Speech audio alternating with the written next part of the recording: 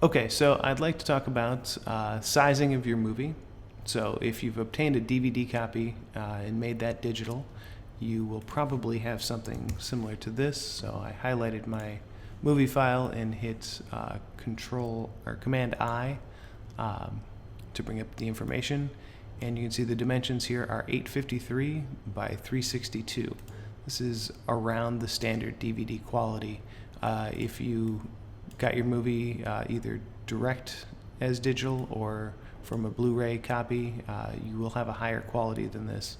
Blu-ray quality is somewhere around 720 or 1080 pixels in height. And so since the project that we're working on is going to be 1280 by 720, as you can see here in the background in Premiere, we want to scroll up or scale up our video so that it looks good in Premiere. So let's bring this video into Premiere here,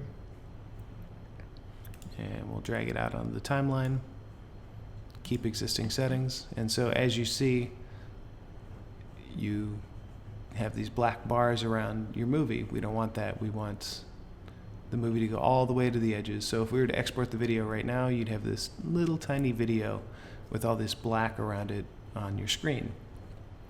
So we don't want that. But let me step back here real quick. So when I bring this out onto the timeline, it gives me this option to change sequence settings or keep existing settings. We want to keep the existing settings because we've set this to the correct size of what we want, which is 1280 by 720. If I click change sequence settings, now our movie goes all the way to the edges, but if we look into sequence settings, we've got a width of 720 by 362, which is not what this project requires. We want a 1280 by 720 project. So I'm going to hit undo.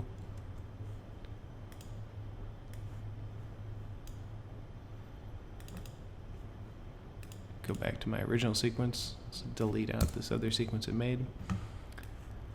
So we drag it out here. We click keep existing settings.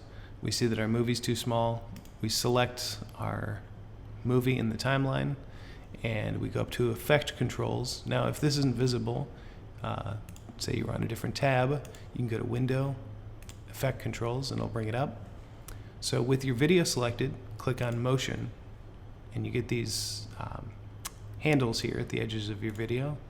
And I find it helpful to go a little bit smaller with my framing, and then holding shift, I'll scale the video out. And there we go. So go back to fit. And so now our video is just as big as the area that we're working with. So you can select it again with the video selected in motion, and you can move it around. So since we're clipping off some of the edges, because the video itself is cinematic, it doesn't fit within our 16:9 formatting, and we can decide what section we want to look at, or if we just want it centered as it was.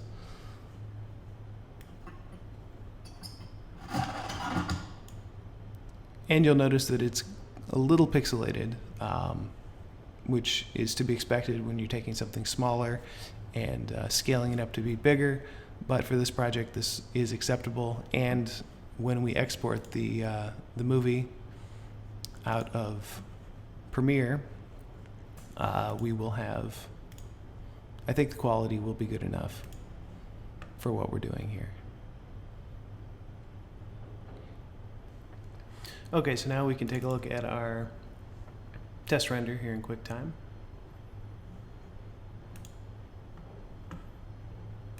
Bring the audio down and just scrub up through this. And so you can see the quality is not terrible, even at full screen.